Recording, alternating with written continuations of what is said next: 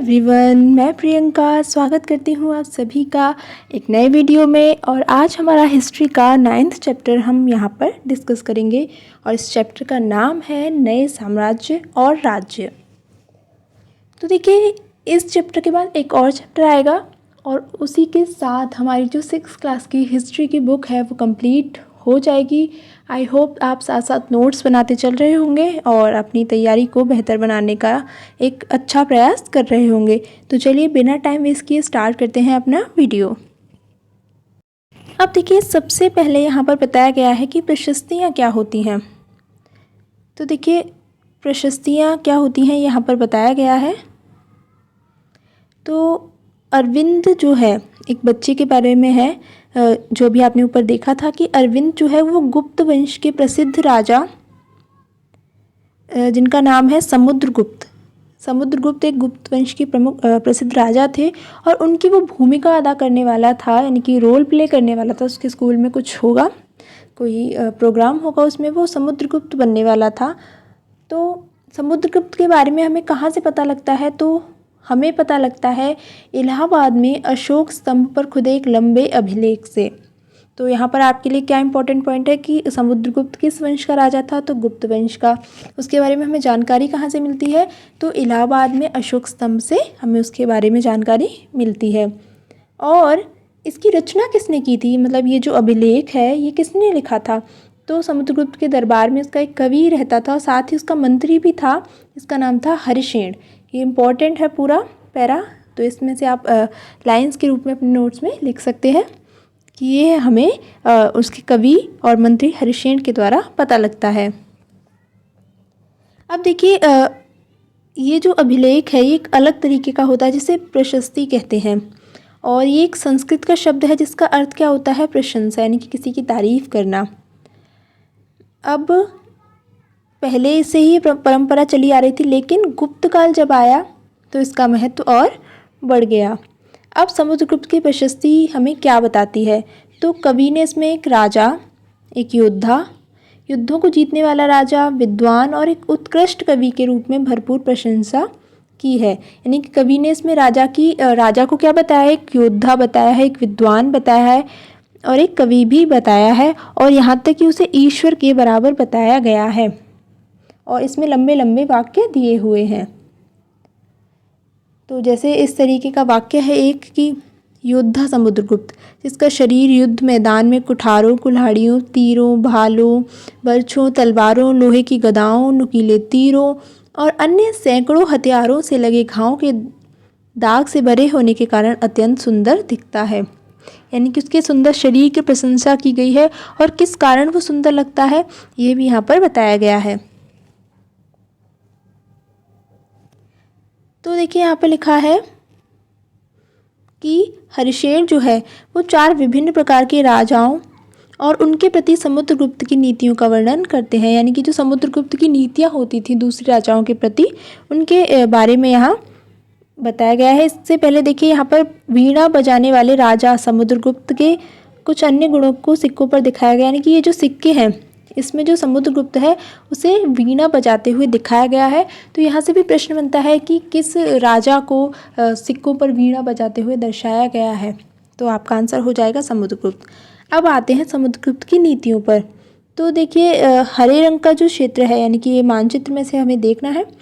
तो आर्यावर्त के जो 9 शासक हैं उन्हें हराकर समुद्रगुप्त ने अपने राज्य में मिला लिया था। ये आपको याद रखना है कि आर्यावर्त के 9 शासकों को समुद्रगुप्त ने हराया था और दक्षिणापथ के 12 शासकों को हराकर जब वो हार गए तो उन्होंने समुद्रगुप्त के सामने समर्पण कर दिया और समुद्रगुप्त ने उन्हें फिर से शासन करने की अनुमति दे दी थी।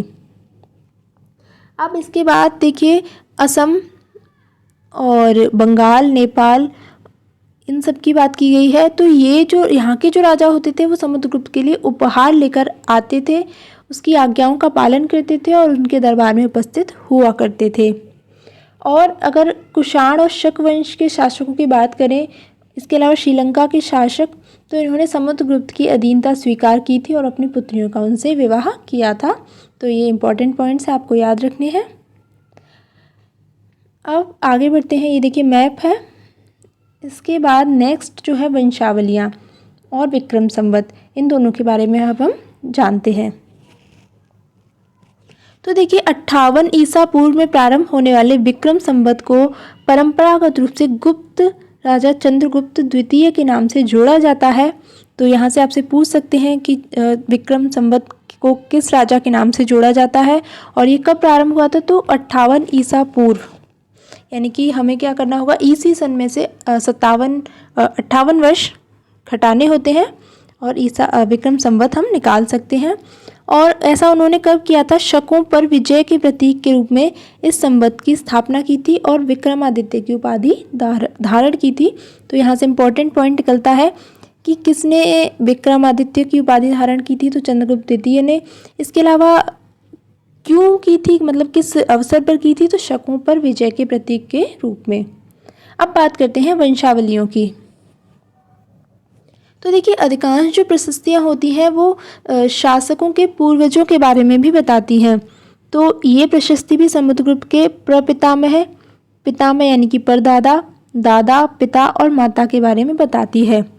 और उसकी जो माँ थी उसका नाम था कुमार देवी, जो कि लिच्छवीगढ़ की थी, और उनके पिता थे चंद्रगुप्त, जो कि गुप्त वंश के पहले शासक होते थे और उन्होंने महाराजा अधिराज की उपाधि भी धारण की थी। समुद्रगुप्त ने भी ये उपाधि धारण की थी और उनके दादा और परदादा का महाराजा के रूप में ही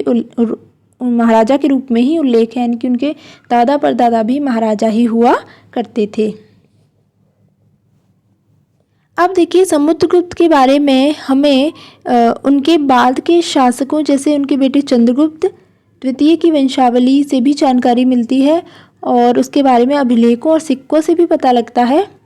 इसके अलावा उन्होंने पश्चिम भारत में सैन्य अभियान में अंतिम शक शासक को परास्त किया था और उसका जो दरबार था वो विद्वानों से भरा था और इनके बारे में हम नेक्स्ट चैप्टर में पढ़ेंगे। अब बात करते हैं हर्षवर्धन और हर्षचरित की। तो देखिए जिस तरह गुप्त वंश के शासकों के बारे में हमें अभिलेखों और सिक्कों से पता लगता है, और उसी तरह से एक राजा थे जिनका नाम था हर्षवर्धन, ठीक है, और इन्होंने कब शासन किया था, 1400 वर्ष पहले। उनके दरबार में एक कवि रहते थे जिनका नाम था बाण भट्ट और उन्होंने संस्कृत में उनकी जीवनी लिखी। तो देखिए जीवनी क्या होती है, जब कोई दूसरा व्यक्ति किसी के बारे में उसका पूरे जीवन के बारे में लिखता है तो उसे जीवनी कहा जाता है, और यदि व्यक्ति स्वयं अपने बारे में लिखता है अपने जीवन के बारे में तो उसे आत्मकथा कहा जाता है। तो हर्षचरित है किसकी जीवनी है, हर्षवर्धन की, और लिखी किसने थी, उसके दरबारी कवि था एक बाण भट्ट और संस्कृत में ये लिखी गई थी। इसके अलावा देखिए एक चीनी तीर्थयात्री था जिसका नाम था xuanzang, जो हर्ष के दरबार में आया था। यहाँ से भी बहुत बार प्रश्न बनता है कि xuanzang किसके दरबार में आया था, तो वो हर्षवर्धन के दरबार में आया था। तो देखिए वैसे तो जो हर्ष थे वो अपने पिता के सबसे बड़े बेटे नहीं थे, पर उनके पिता की मृत्यु हो गई और साथ ही उनके बड़े भाई की मृत्यु हो गई, तो वो थानेसर के राजा बने। तो ये भी आपसे पूछे कि हर्षवर्धन जो थे वो कहाँ के राजा थे, तो वो थानेसर के राजा थे, और उनके बहनोई जो थे वो कन्नौज के शासक थे। तो जब बंगाल के शासक ने उन्हें मार डाला, किसको, उनके बहनोई को, तो हर्ष ने क्या किया, कन्नौज को अपने अधीन कर लिया और बंगाल पर आक्रमण कर दिया। इसके बाद उन्होंने बंगाल और मगध को जीता और उन्होंने नर्मदा नदी को जब पार करके दक्कन की ओर आगे बढ़ने की कोशिश की, तब चालुक्य नरेश पुलकेशन द्वितीय ने उन्हें रोक दिया। तो यहाँ से भी प्रश्न बनता है कि किस राजा ने उन्हें रोका था, तो चालुक्य नरेश जो थे पुलकेशन द्वितीय। अब बात करते हैं पल्लव, चालुक्य और पुलकेशन द्वितीय की प्रशस्तियों की। तो पल्लव जो थे और चालुक्य वो दक्षिण भारत के सबसे महत्वपूर्ण राजवंश थे। पल्लवों का राज्य, उनकी राजधानी थी कांचीपुरम, वहाँ से लेकर कावेरी नदी के डेल्टा तक फैला हुआ था, और चालुक्यों का जो राज्य था वो कृष्णा और तुंगभद्रा नदियों के बीच में स्थित था, और चालुक्यों की जो राजधानी थी वो ऐहोल थी, और ये जो ऐहोल था एक व्यापारिक केंद्र था और धीरे धीरे एक धार्मिक केंद्र भी बन गया। जहाँ पर क्या थे, कई मंदिर भी थे। और पल्लव और जो चालुक्य थे इनमें आपस में लड़ाइयाँ चलती रहती थी। क्यों? क्योंकि ये एक दूसरे की सीमाओं का अतिक्रमण करते थे और मुख्य रूप से जो निशाना बनाया जाता था वो राजधानियों का, क्योंकि ये जो राजधानियाँ थी ये एक समृद्ध शहर थे, यानी कि अच्छी तरह से बसे हुए विकसित शहर थे, इसलिए इन्हें ही निशाने पर लिया जाता था। तो देखिए, सबसे प्रसिद्ध जो चालुक्य राजा थे उनका नाम था पुलकेशिन द्वितीय। और इनके बारे में हमें जानकारी कहाँ से मिलती है? तो देखिए, इनके एक दरबारी कवि हुआ करते थे जिनका नाम था रवि कीर्ति। उन्होंने एक प्रशस्ति की रचना की, उससे हमें इनके बारे में जानकारी मिलती है। तो देखिए, ज़्यादातर जो अभिलेख या प्रशस्तियाँ होती थी वो या तो दरबारी कवि के द्वारा या किसी भाई या माता इनके द्वारा ये उत्कीर्ण या पुत्र या पौत्रों के द्वारा ये लिखवाए जाते थे और इन्हीं से हमें राजा के विषय में जानकारी मिलती थी। ठीक है, अब देखिए इसमें क्या है, 4 पीढ़ियों के बारे में बताया गया है और पुलकेशिन द्वितीय को ये जो राज्य था वो अपने चाचा से मिला था। अब देखिए, रवि कीर्ति बताते हैं कि उन्होंने पूर्व और पश्चिम दोनों समुद्र तटीय इलाकों में अपने अभियान चलाए और हर्ष को भी आगे बढ़ने से रोका। हर्ष का अर्थ होता है आनंद, और कवि का क्या कहना है कि इस पराजय के बाद हर्ष अब हर्ष नहीं रहा।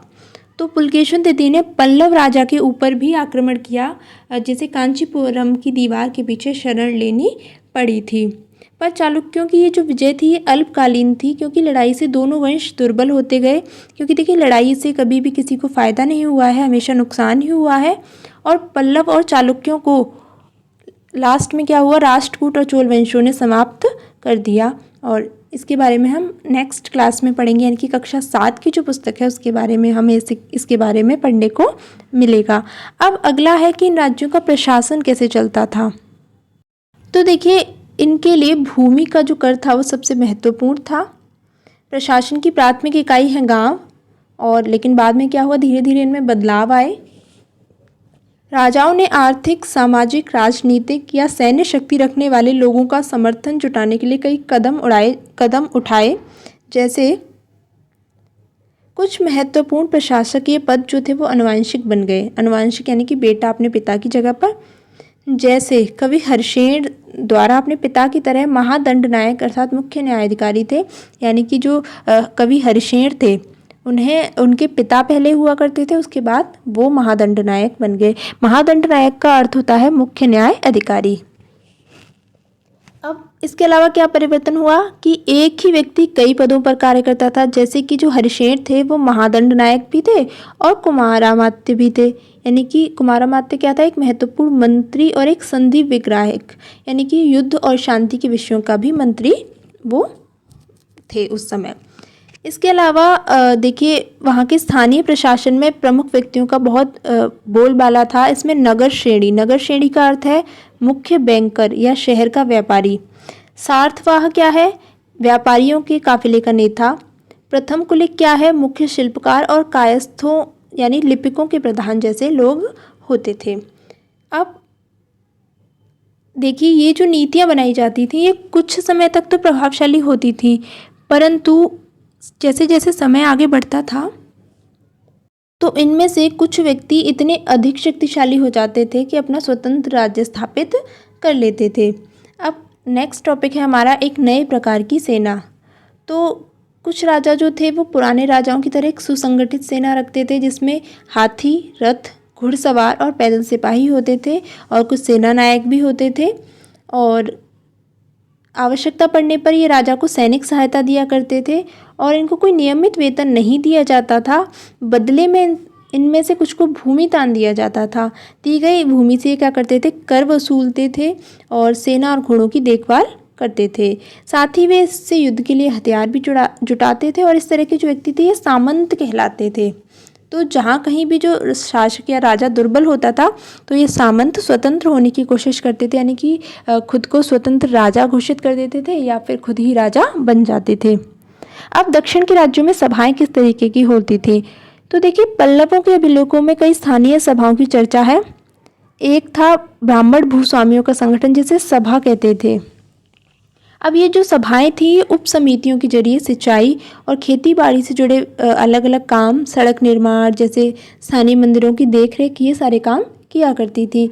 और जिन इलाकों में के जो भूमि स्वामी ब्राह्मण नहीं थे वहाँ उर नामक ग्राम सभा के होने की बात की गई है। यानी कि ब्राह्मण होते थे वहाँ पर सभा, और जहाँ ब्राह्मण नहीं थे वहाँ उर। ठीक है। अब नगरम क्या था? ये व्यापारियों के संगठन का एक नाम था और इन सभाओं पर धनी तथा शक्तिशाली भूस्वामियों और व्यापारियों का नियंत्रण था। और इनमें से बहुत सी जो स्थानीय सभाएं थी वो शताब्दियों तक काम करती रहीं। अब उस ज़माने में आम लोग कैसे होते थे, तो हमें इनके बारे में जानकारी मिलती है नाटकों से और कुछ अन्य स्रोतों से। जैसे कालिदास अपने नाटकों में राज दरबार के जीवन के चित्रण के लिए प्रसिद्ध है। इन नाटकों में एक रोचक बात है कि राजा और अधिकांश जो ब्राह्मण थे उनको संस्कृत बोलते हुए दिखाया गया है, जबकि जो अन्य लोग हैं या महिलाएं हैं उनको प्राकृत बोलते हुए दिखाया गया है। और उस समय का एक प्रसिद्ध नाटक है अभिज्ञान शाकुंतलम, कालिदास का नाटक है। और इसमें एक राजा है जिसका नाम है दुष्यंत और एक युवती है जिसका नाम है शकुंतला। तो दुष्यंत और शकुंतला की प्रेम कहानी है अभिज्ञान शाकुंतलम में। और इस नाटक में गरीब मछुआरे के साथ राज कर्मचारियों के दुर्व्यवहार की बात की गई है। तो यहाँ से भी प्रश्न बनता है कि गरीब मछुआरे के साथ दुर्व्यवहार की जो कहानी है वो किस नाटक में देखने को मिलती है, तो आपका आंसर होगा कालिदास का नाटक अभिज्ञान शाकुंतलम। इसके अलावा दुष्यंत और शकुंतला की इसमें कहानी है। तो ये कहानी है कि एक मछुआरे को एक अंगूठी मिलती है और अंगूठी राजा ने शकुंतला को दी थी, पर क्या हुआ, उसे एक मछली ने निगल लिया। और जब मछुआरा इस अंगूठी को लेकर राजमहल पहुंचा तो द्वारपाल ने उस पर चोरी का आरोप लगाया और पुलिस अधिकारी भी उनसे बुरी तरीके से पेश आया। अब राजा ने क्या किया, उस अंगूठी को देखकर बहुत खुश हुए और उन्होंने मछुआरे को इनाम दिया। और पुलिस वाला और जो द्वारपाल था वो मछुआरे से इनाम का कुछ हिस्सा हड़पने के लिए उसके साथ शराब खाने चल पड़े। तो इस तरीके की एक कहानी है। यहाँ पर बताया गया है कि किस तरीके से लोग जो राजा के लोग होते थे वो आम लोगों के साथ किस तरीके का व्यवहार करते थे। अब आगे है कि एक चीनी यात्री था जिसका नाम था फाशेन। उसने भी उन लोगों की दुर्गति पर ध्यान दिया जिन्हें ऊंचे और शक्तिशाली लोग जो थे वो अछूत मानते थे। तो इन्हें शहरों के बाहर रहना पड़ता था और अगर इन लोगों को शहर या बाज़ार के भीतर आना है तो सभी को आगाह करने के लिए कि हम लोग अंदर आ रहे हैं, हमसे कोई भी टच ना हो, तो लकड़ी के एक टुकड़े पर चोट करते थे। ये आवाज़ सुनकर लोग सतर्क होकर अपने को छू जाने से या किसी प्रकार के संपर्क से बचते थे। तो इस तरीके की बातें बताई हैं किसने, चीनी यात्री फाशेन ने। अब देखिए एक राजा की सेना का यहाँ पर बाण भट्ट ने सजीव चित्रण किया है, तो इसको आप एक स्टोरी के तरीके से पढ़ लीजिएगा। अब आगे क्या है, आगे है हमारा चैप्टर ख़त्म होता है। इसके बाद आपके लिए क्वेश्चंस हैं, आप चाहें तो इन्हें सॉल्व कर सकते हैं, जिससे आपको पता लगेगा कि आपने चैप्टर को कितने ध्यान से सुना है, कितनी चीज़ें आपको याद हैं। तो ये था आज का चैप्टर 9 और इसके बाद एक और चैप्टर आएगा और इसी के साथ हमारी जो 6th क्लास की बुक है वो कंप्लीट हो जाएगी। आई होप आप साथ साथ सारे चैप्टर्स के नोट्स बना रहे होंगे। तो आज के लिए इतना ही। वीडियो पसंद आई हो तो प्लीज़ चैनल को सब्सक्राइब कर ले और बेल आइकन को भी प्रेस कर दें। तो आज की वीडियो में इतना ही, मिलेंगे एक नए वीडियो में एक नए टॉपिक के साथ। तब तक के लिए थैंक यू।